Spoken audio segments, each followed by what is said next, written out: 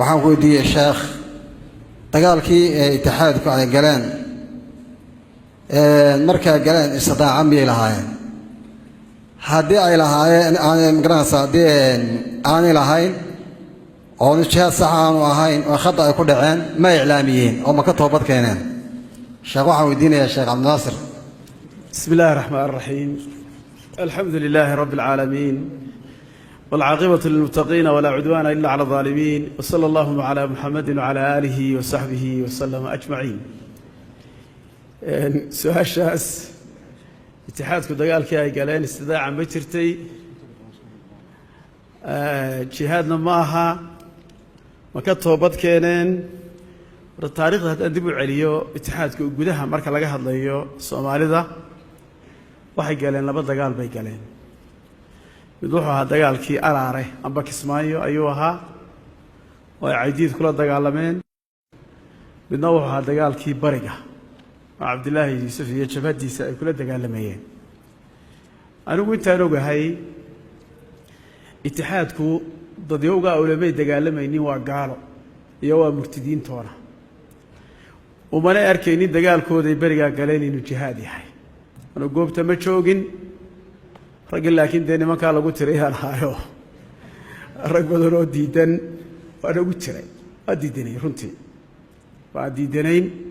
مركا الخلاصة وحي نما كاسو وما يقبين دجال كاسو إنه جهادي حي وما يقبين حاجة توبضة دي توبضة حقوق فلان إلا تشوتشي بقى الإقلاع من شروط التوبة أليس فيها في الإقلاع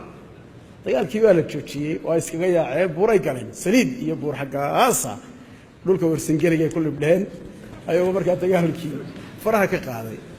toobada kamid ahay ma ogtahay marka cid ale aniga aanay ii sheegin sida darteed lagama toobad aqbalin de waxa leeyahay in allah huwa tawwab ilaahay marka tawwab la fasirayo adoonkiisa isaga toobadana waa fujiye aqbalana wal marka عدة كدر تشرو ذها توبتها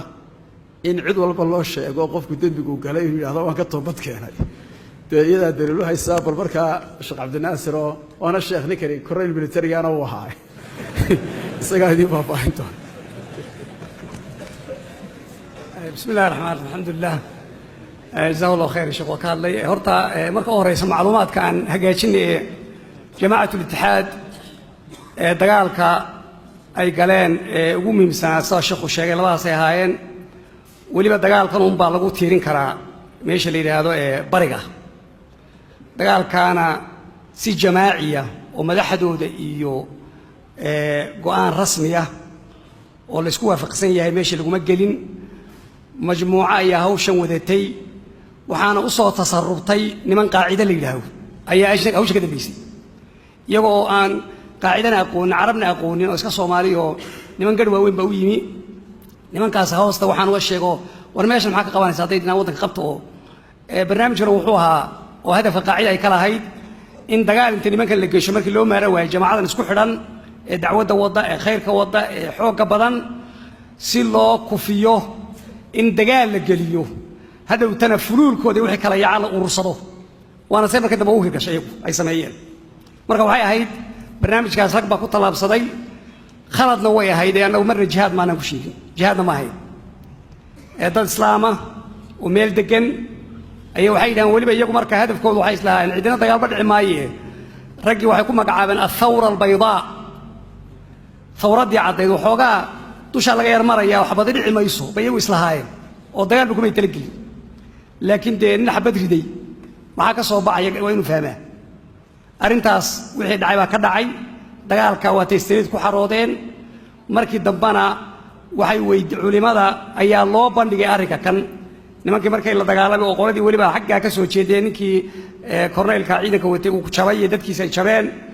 markaas waxay dalbeen wadaadadu iyagoo dalkooda u banaan yahay oo meelay ka yimaadeen ay qabsan karayaan ba waxay yiraahdeen la khalad baynu galay waa in laga toobad keenaa laga noqdaa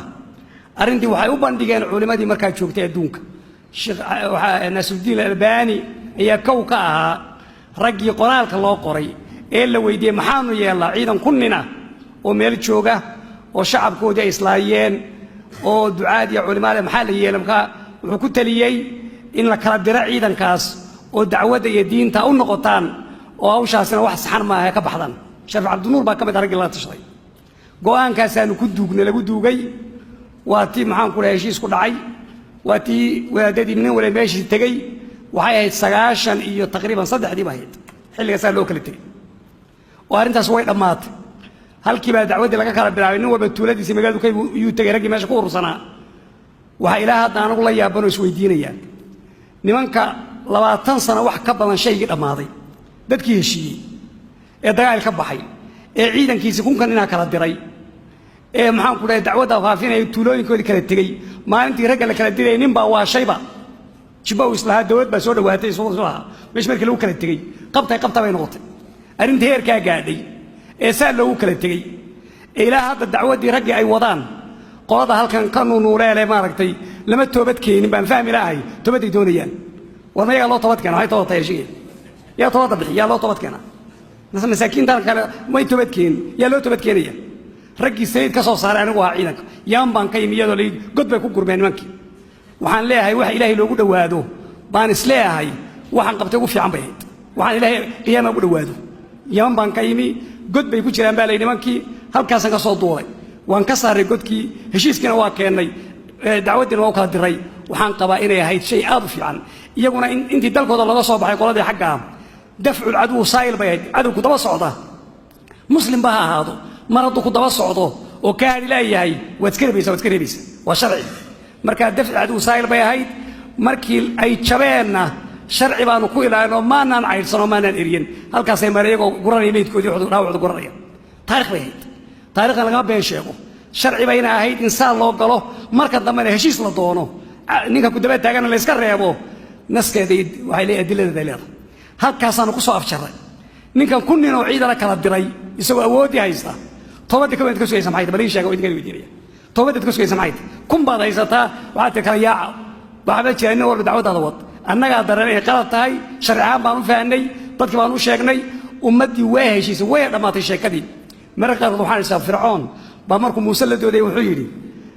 fircoon baa yidhi wafacalta faclataka allatii facalta wa anta min alkaafiriin oo muuse wadee ku dhaado soo ninka waagii dilay maaha waabaa muuse mogta intuu nin feeray buu dilay soo maydaan ogeyn markaa shaqaduma shaqadii fircoon iyo muusa markaad la daba taagantay muslimiinta dacwadda ka shaqaynaysa taariikhdaa dheer hawsha dhammaysatay markaad la daba taagantay may toobad keenaad intaa la daba taagan tahay ma shaqadii fircoon iyo muusa